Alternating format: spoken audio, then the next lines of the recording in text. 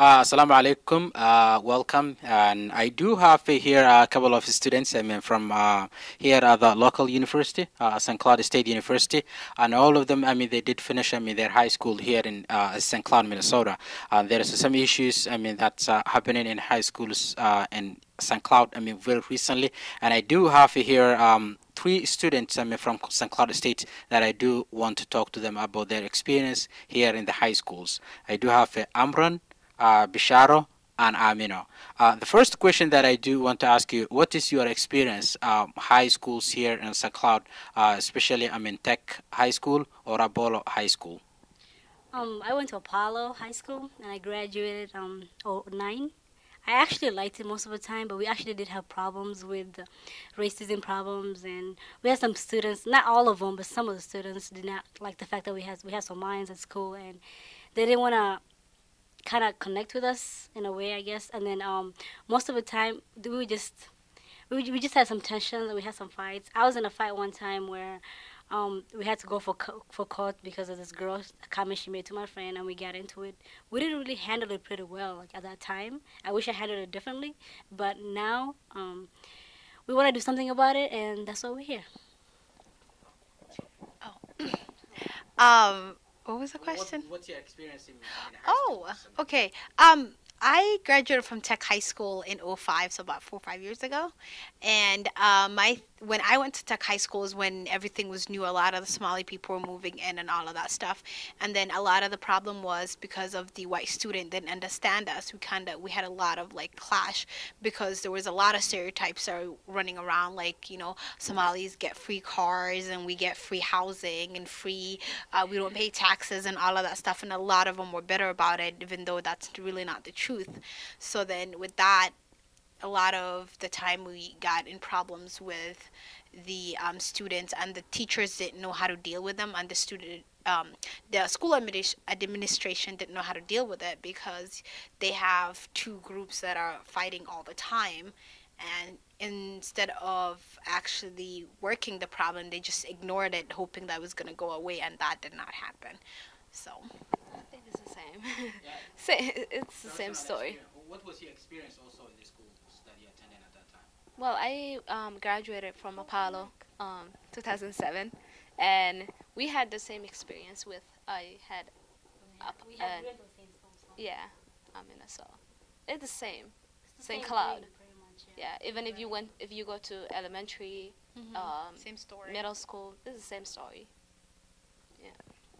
Um, I heard about this. I mean, at this time, I mean, now, I mean, the students, I mean, Somalian students, largely they don't talk to the white student, basically, or the field trips. I mean, they don't go together. I mean, the field trips. I mean, I was told. I mean, there is a Somali field trip day, and there is a white students. I mean, field trip.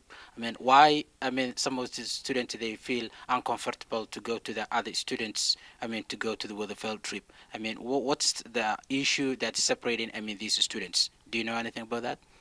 Um, I think the issues that separating the two students is because with a lot of us, at least when I went there, a lot of us didn't.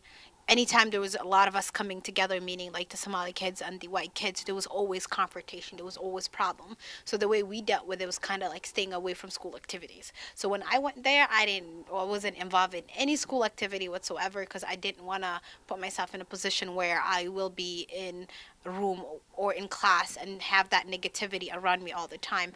I have to deal with it 8 hours a day anyways, but I didn't want to put myself in a position where after school again I deal with it. It was just like I go to classes, I leave, I don't talk to them, we don't hang out, we're not friends, like, because in order to be friends with somebody you guys have to get to know each other, and we never even reach that point for us to even get to know each other because everybody's like so uptight and so like antsy. Yeah, exactly. They don't want change, I think. Yeah, that's true.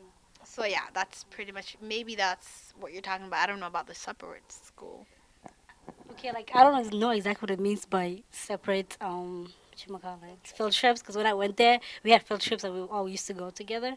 But even though we go together, people, yeah, it's still segregated. Like people, like we have Somali kids sit like on the back of the bus, and then the white kids will sit like in front of the bus, and yeah, everything was different. Like you will see the Somalian kids like go and like go out and like stand by themselves, like in the little corners, like, and you see the white kids over here, the Somalis over here. Like, you never see them together and mixed. And maybe one or two, like, and then they'll just talk to each other, like, randomly, and then oops, everybody goes back to their little groups, and that's it. My other question is that there was a rumors. The rumors tell us something that we don't know. I have been reading a comment in the St.Cloud Times. Recently someone was saying the refugees, they get free money, like for example 4,500, which was not true. When I come to the United States more than 10 years, I think I have been working more than 10 years, and I was paying tax more than I was getting from the government, and I have been supporting my family. My question that I do want to ask you is that why there was a tension between the students. Is it related to the race, or is it related to the religion? I do know there is a war going on, and sometimes national news comes local news. Is it a stereotype where they saying you're Somali, you're Muslim, you're black? Is that the word this separation and tension is coming from? Why there is a tension between you guys? I think it's both religion and Culture. culture. Because I think with the Somali people is not only are we, our skin color is different from them, but then our religion is there. How we dress is different. Our religion is different, especially nowadays with the whole September 11, after September 11, and then all of a sudden the newspapers and everywhere it's like Muslim this, we're terrorists, we're that, we're that.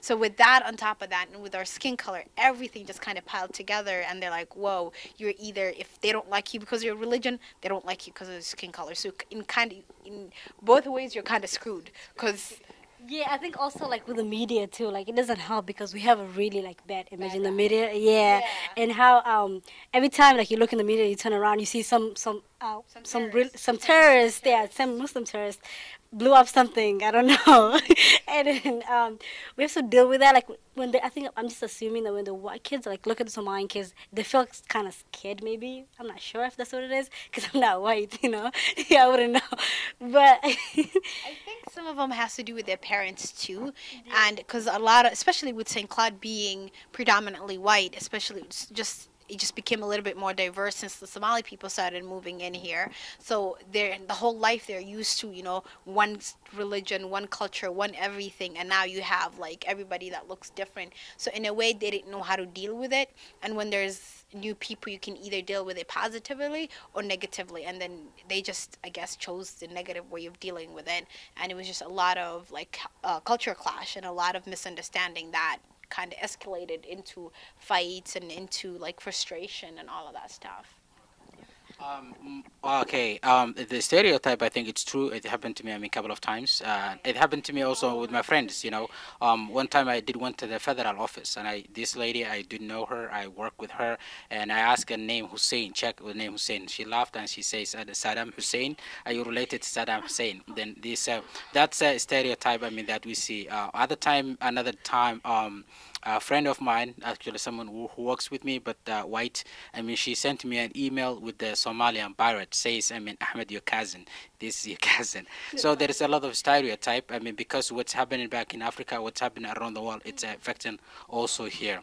But my question is that that I do want to ask you is that you say, the school administration are not doing anything. Why do you think that don't the school have some role? Making friends between the students, or that's not their role? Or what do you know about the parents? Do the white, parents and the black parents, do they sit and talk about their problems? Because I know sometimes it's we who will be affected, because I know, the whites, they,